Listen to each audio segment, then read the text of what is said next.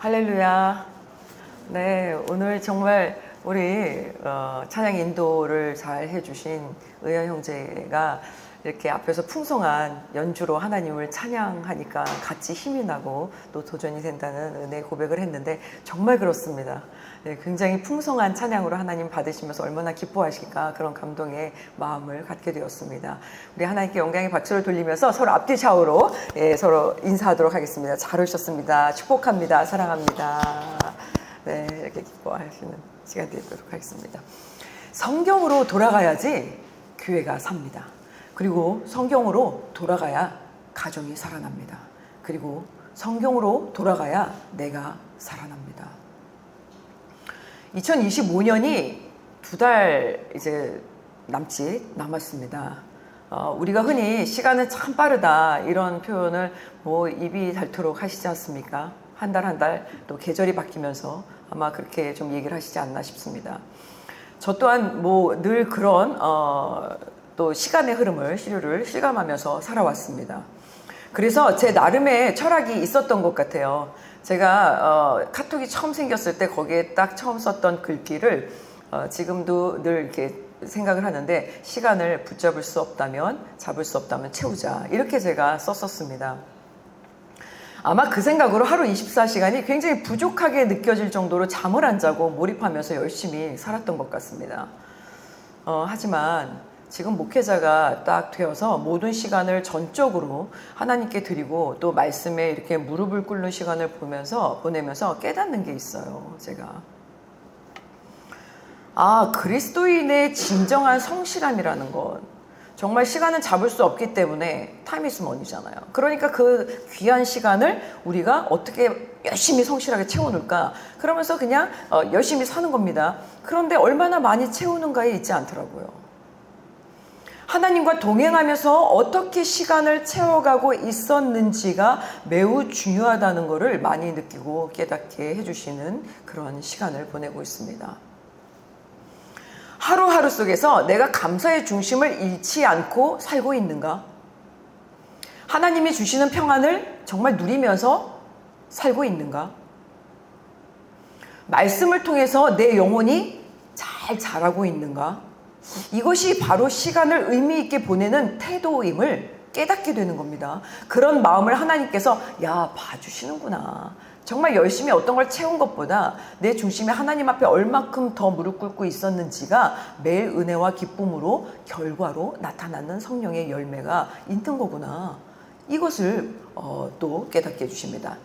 제가 왜 이런 시간에 대한 이야기를 서두에 잠깐 언급을 하냐면, 오늘은 특별히 종교개혁주일입니다.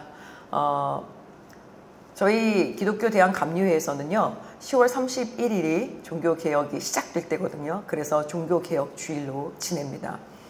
1517년이에요 10월 31일 마틴 루터가 반박문을 딱 붙였습니다. 아마 역사책에 나오는 그 마틴 루터에 대해서는 이름은 들어보셨을 거예요. 그죠? 근데 이 사건이 일어난 누가 마르틴 루터가 개혁을 일으켰다, 이게 중요한 건 아닌데, 아마 시험을 보다 보면 아마 세계사 시험을 보셨던 분들은 종교개혁 마틴 루터 이렇게 이름을 기억하셨을 건데요. 사실은 왜 개혁이 일어났는지가 매우 중요합니다. 그 이유를 알 때 우리는 깨닫습니다. 신앙의 본질은 하나님과 동행하는 삶이었구나. 성경은 진짜 살아있는 하나님의 말씀이구나. 하나님의 시간은 하나님의 때에 역사하시는 그런 움직임이 있구나. 그래서 하나님의 뜻은 성경 안에서 발견되고 흘러가고 있는 것이 역사구나.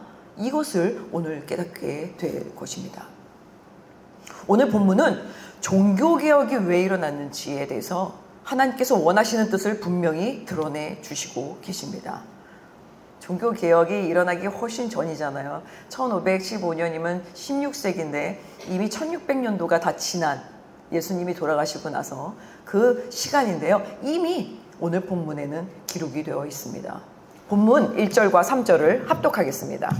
주보에 있습니다. 1절과 3절을 우리 성도님들과 저와 함께 합독하도록 하겠습니다. 시작.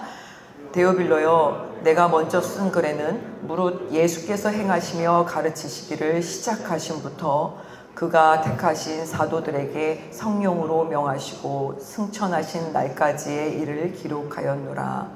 그가 고난 받으신 후에 또한 그들에게 확실한 많은 증거로 친히 살아계심을 나타내사 40일 동안 그들에게 보이시며 하나님 나라의 일을 말씀하시니라. 아멘. 사도행전의 저자는 누가입니다. 누가라는 사람은요, 유대인이 아니라 이방인입니다. 직업은 의사였어요. 이 누가는요. 사도 바울과 함께 복음을 위해서 선교 여정을 끝까지 함께한 사람입니다. 그래서 사도 바울이 이제 곧 죽음 임종을 앞두고 있을 때도 누가가 옆에 있다고 기록되어 있습니다. 예수 그리스도의 복음에 대해서 객관적이고도 굉장히 보편적이죠. 그러니까 일대 신앙인인 거예요. 어떻게 보면 야 누구의 몇 대의 뭐 손에 목회자 가정이래 이런 거 하나도 중요하지 않은 거예요. 뭐 부모님이 목회자래, 부모님이 장로님이야, 부모님이 권사님이야, 이것도 하나도 중요하지 않아요. 처음 예수님을 알고 믿은 분입니다. 그런 누가가요, 기록한 성경이 두 권이 있습니다. 누가복음과 사도행전이에요. 근데 누가복음은요, 예수 그리스도의 생애, 그러니까 탄생하셨고 또 이렇게 일하셨다, 사역하셨다, 그래서 십자가와 부활까지를 딱 기록했다면, 이 사도행전 오늘 본문은요, 예수님께서 부활하신 후에, 그러니까 이제 다시 살아나신 거예요. 살아나신 후에 이 땅에서 40일간 머무르십니다. 산 몸으로요.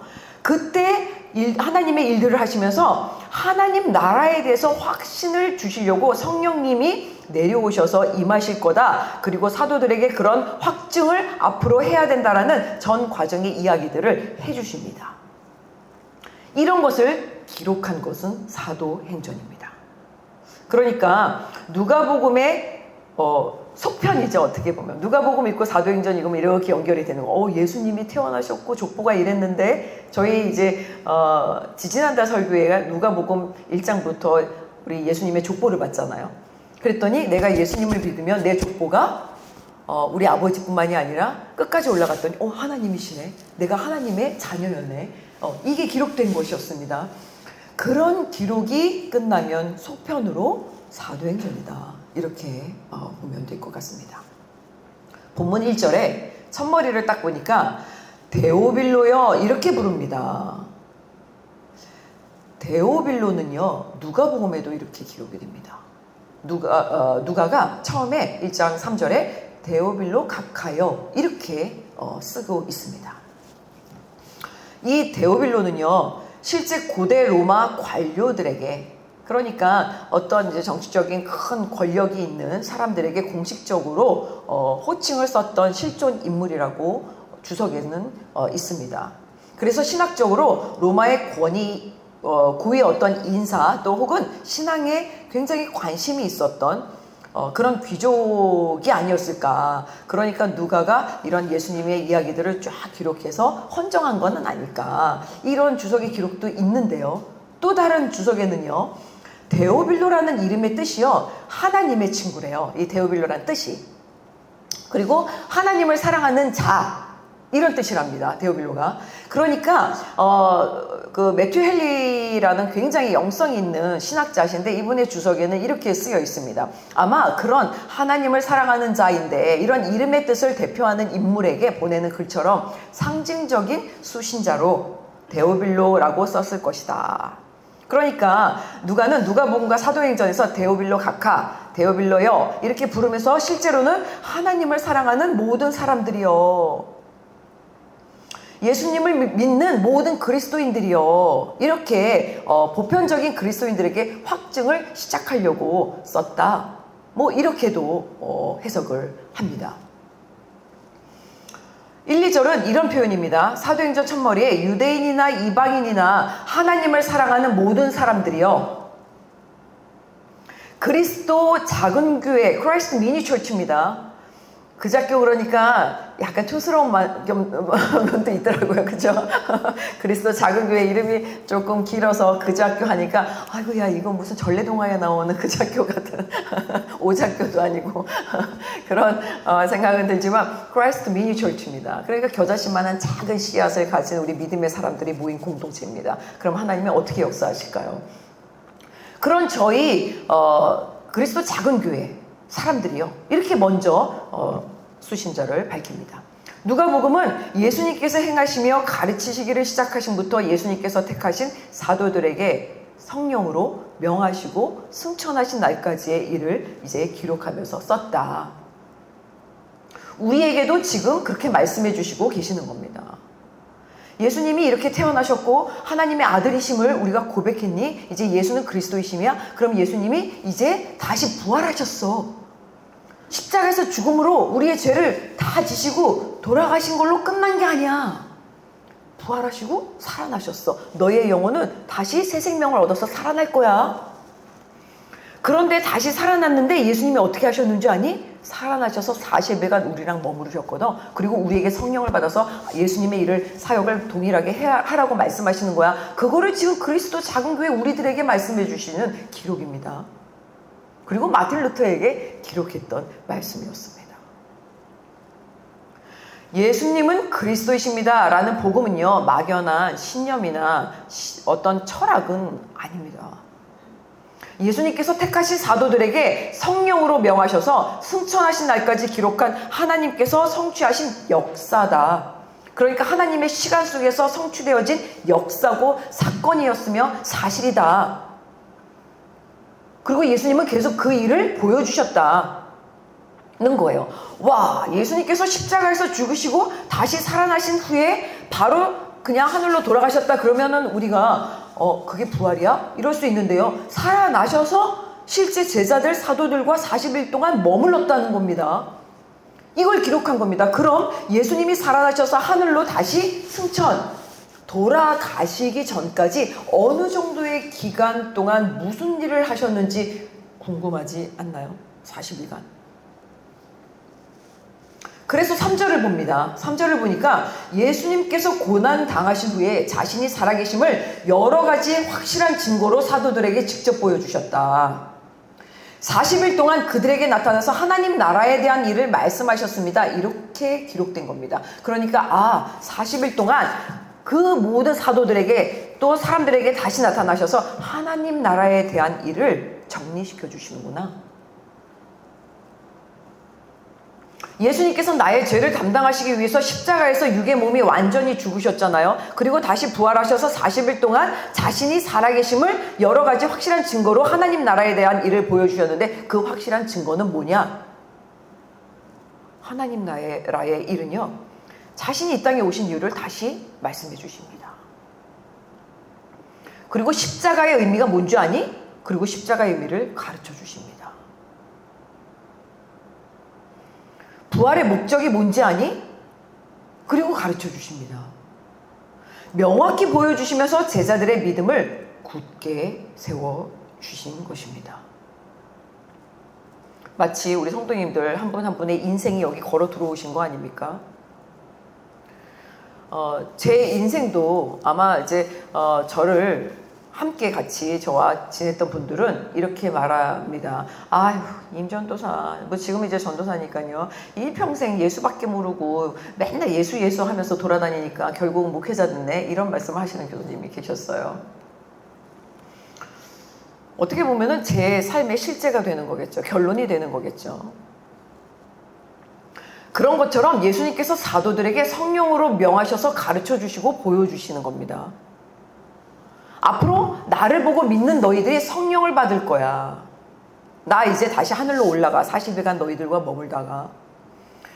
그러면 그 40일간 내가 올라가고 나랑 있었던 하나님의 일을 이제 앞으로 너희들은 완전한 복음으로 예수님, 나를 이제는 나의 일을 너희들도 해야 돼.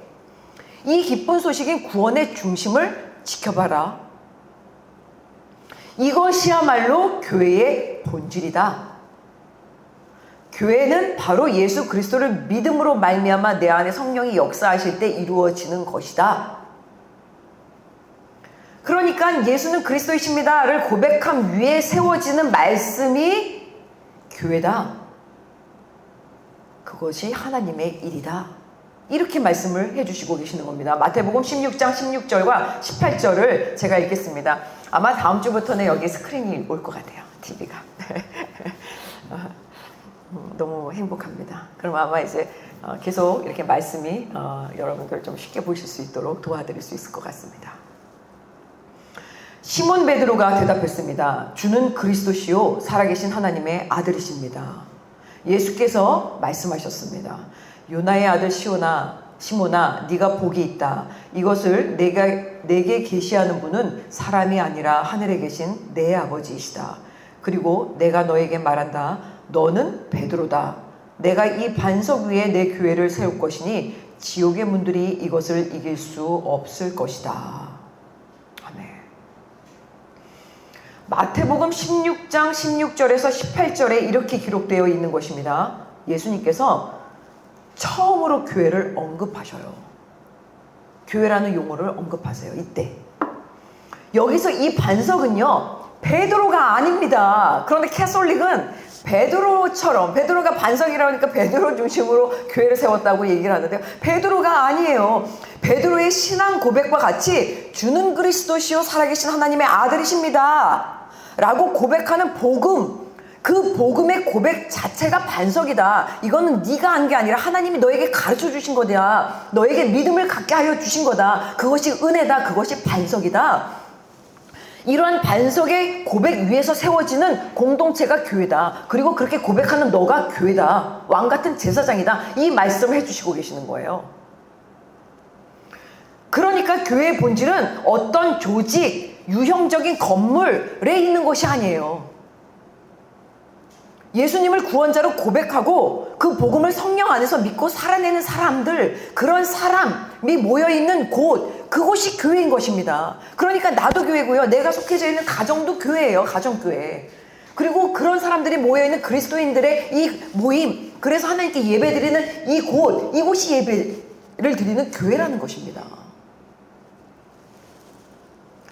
그래서 사도행전은 예수님이 하늘로 다시 돌아가신 후에, 제가 왜 돌아가신다고 얘기하냐면요, 성경에 승천이라고 나오는데요.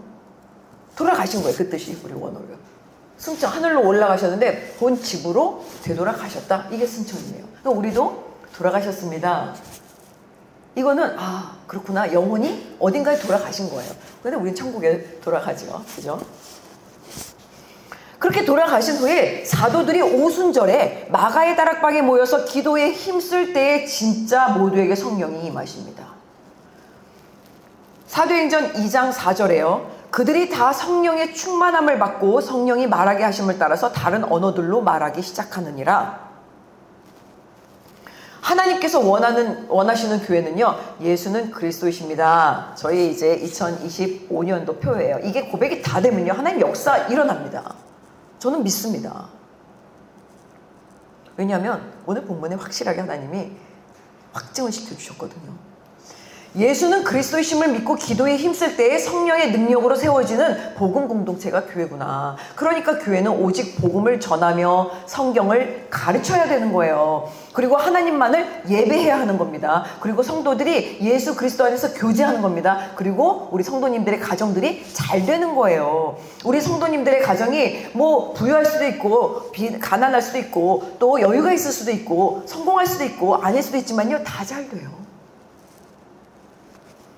이때 성령의 역사가 일어나고 하나님의 능력이 함께하는 교회, 이곳이야말로 성령이 임하여서 하나님의 일을 하시는 교회다. 이 말씀을 예수님이 지금 하나님의 일로 확인시켜 주시는 40일의 시간입니다. 이것을 부활하신 예수님께서 사도들에게 40일 동안 하나님의 일이다. 그리고 계속 가르쳐 주신 거예요. 이러한 교회가 성경적인 교회입니다. 초대교회는요, 이 본질을 지켜서 행했어요. 그랬더니 이 초대교회들이 막 부흥이 되는 겁니다. 부흥이 됩니까? 영혼들이 살아나는 거죠. 하나님이 원하시게. 그죠? 그리고 어떻게 됩니까? 역사적으로 보면은 로마가 망한 것 같지만 기독교를 받아들이고 1000년 동안요, 어마어마하게 전 서유럽으로 기독교가 흘러가지 않습니까? 그리고 마지막 나라 아메리카까지 가지 않습니까? 그리고 극동까지 지금 대한민국과 일본이 기독교를 믿고 있지 않습니까? 이거 대단한 성경의 확신 아닙니까? 그렇게 본질을 행했는데요. 시간이 지나면서 교회는요, 그 본질에 멀어지는 겁니다. 특히 중세 시대의 교회가 캐톨릭의 정통을 따지면서 점점 겉으로는 웅장하고 권위 있어 보이지만요, 사제들은 성경을 가르치지 않았습니다. 당시에 성경을 문자로 읽을 수 있는 사람들은요, 사제도 없었어요. 히브리어, 라틴어, 헬라어를 읽지를 못해서요, 결국은 교황 외에는 성경을 읽은 사람이 없고 구전되어서 그냥 들은 귀로 성경을 이야기하고, 그러면 성도들은 어땠겠습니까? 그러니까 내부적으로는 권세가 있어 보이지만요, 세상적인 위선이 가득 찼습니다.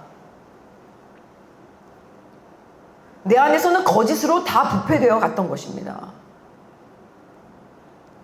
하나님의 말씀은 사라졌습니다. 그리고 하나님의 능력은 없어집니다. 성경을 읽지도 않고 가르치지도 않는 교회로 전락하는 게 중세 때의 교회입니다. 그러다 보니까 돈을 위해서 결국 구원은 돈에 있다는 면죄부를 파는 거예요.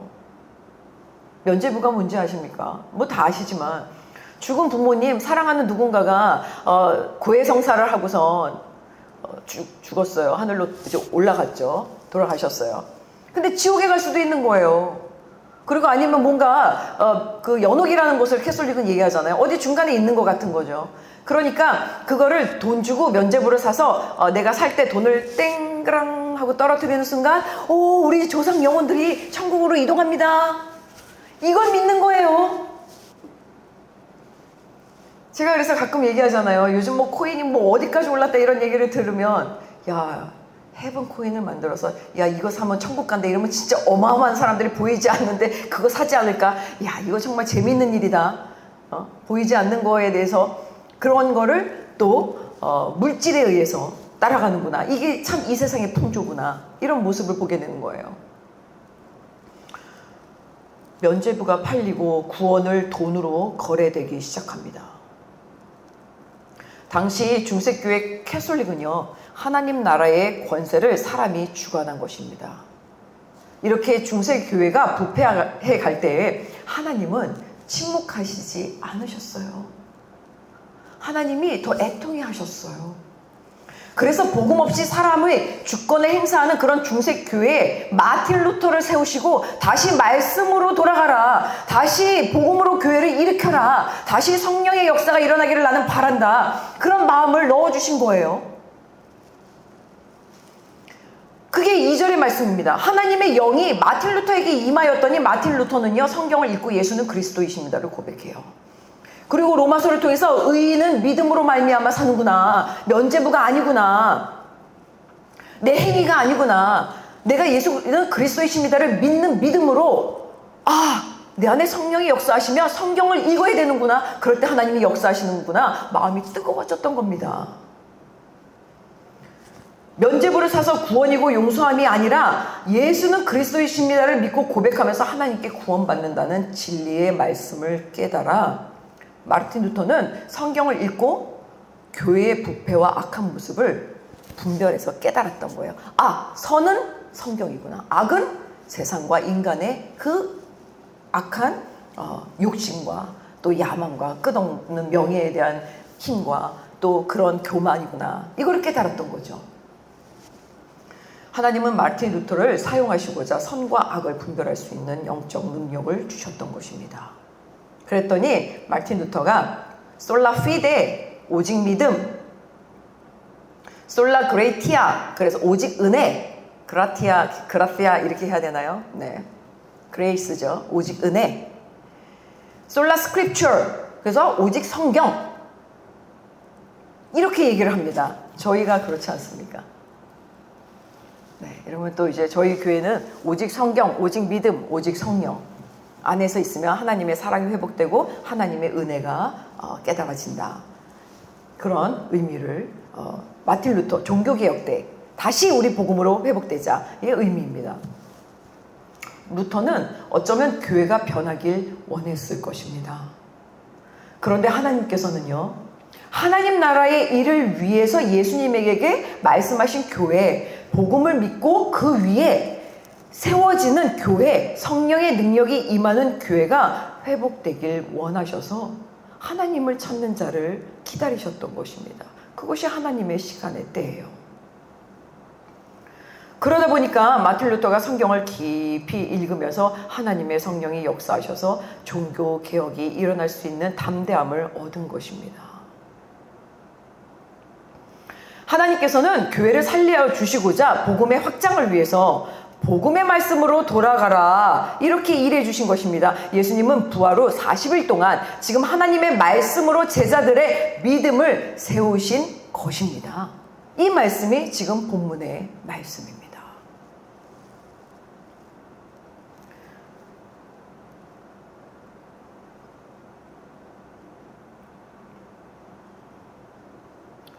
예수님께서 엠마오로 가는 두 제자에게 다시 이제 살아나시고 처음에 두 제자에게 이렇게 모르고 이렇게 다가가세요. 그때는 이렇게 뭐 이제 시대적인 의상이 있잖아요. 얼굴도 가리고 뭐 이렇게 쓰고. 그러니까 예수님이 돌아가셨다고 생각하니까 옆에 같이 걸어가고 있는 사람이 예수님인지 몰랐던 거예요. 이 두 제자들이요.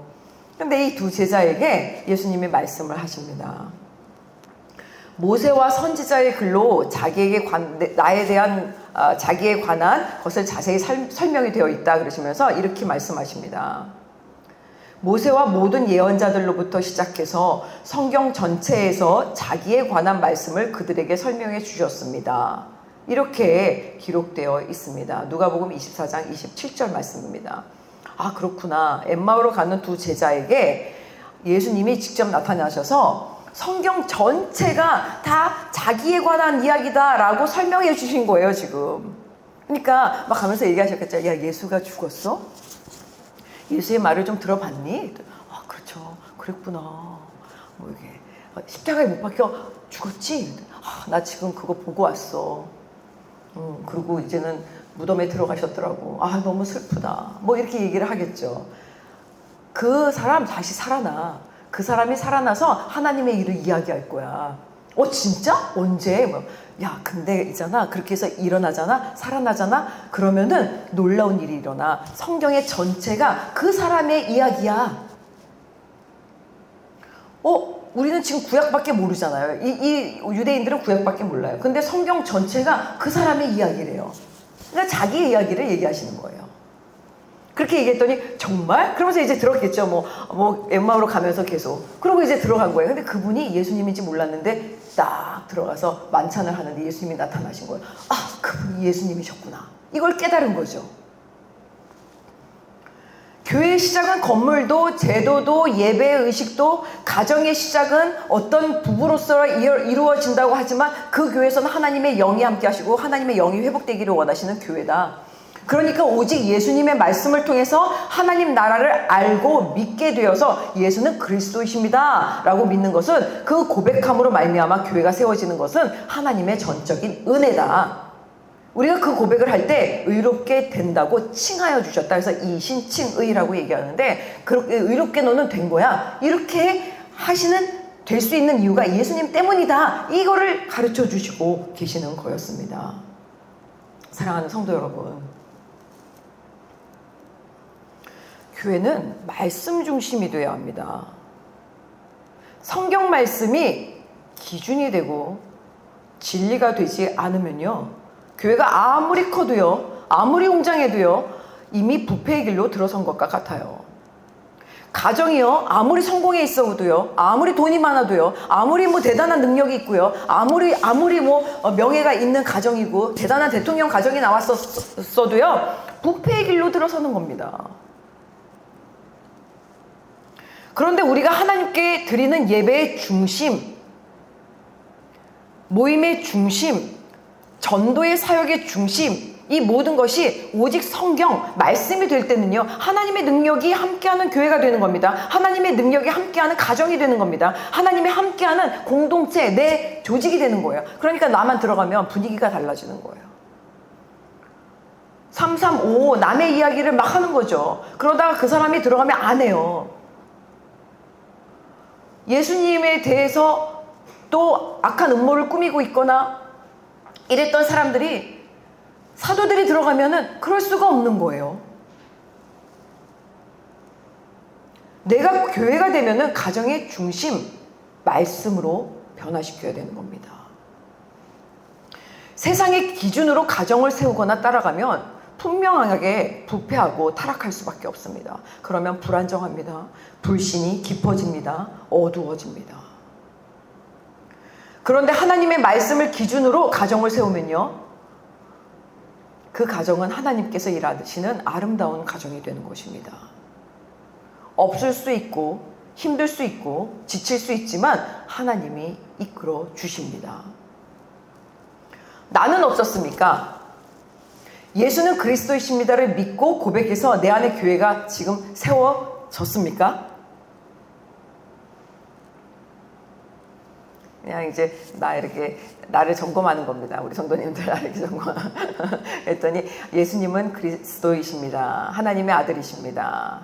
나를 구원해 주신 구원자이십니다. 내 영은 이제 죄에서 다시 새 생명을 얻어서 하나님의 자녀로 살아난 것입니다. 이런 고백을 하게 되잖아요. 내 안에 말씀이 없거나 사라지면 내 마음도 부패해요. 그래서 그 부패함은요, 나를 어둡게 만들고 불평과 불만과 상식을 잃어버리고 또 교만의 감정으로 사랑이 식어가는 것입니다. 부패는요, 하나님이 떠난 결과가 아니에요. 결과가 아니라 우리가 먼저 하나님을 밀어낸 결과다. 이렇게 깨닫는 은혜가 있으시기를 간절히 원합니다. 왜냐하면 하나님은 부패한 교회를 버리시지 않기 때문입니다. 하나님은 죄로 물든 세상을 버리시지 않기 때문입니다. 하나님은 어려운 가정을 버리시지 않기 때문입니다. 하나님은 곤고한 마음의 나를 버리지 않기 때문입니다. 우리가 다시 말씀으로 세워질 때 하나님은 다시 하나님의 일을 일으키켜 주신다는 놀라운 본문의 말씀, 하나님의 일, 그것을 지금 사도들에게, 제자들에게 40일 동안 가르쳐 주셨다. 이 말씀입니다. 십자가에서 돌아가셨으니까 이제 끝이다. 우리는 아무것도 없어. 이제는 우울해. 아유 힘들어. 이제는 예수님이 뭔가 왕인 줄 알았는데 돌아가신 걸로 끝난 거구나. 이렇게 이제는 다 다운되어 있는 사람들인 것 같은데 아니에요. 다시 일으켜 주시는 겁니다. 그 사건이 바로 종교개혁이었습니다. 오늘 우리 안에서 그 말씀의 개혁이 다시 시작돼야 된다고 말씀해 주시는 말씀입니다. 그래서 우리 사랑하는 성도 여러분, 나를 통해서 다시 하나님의 능력이 함께해 주시는 은혜의 복, 우리 가정 가운데 하나님의 말씀을 중심으로 했더니 다시 살아나는 은혜의 복, 우리 그리스도 작은 교회가 하나님이 원하시는 다시 이 나라 이 땅을 위해서 회복하기를 위해서 기도하시기를 원하시는 하나님의 뜻에 따라 순종할 때 하나님이 변화시켜 주시고 개혁시켜 주시는 은혜의 복,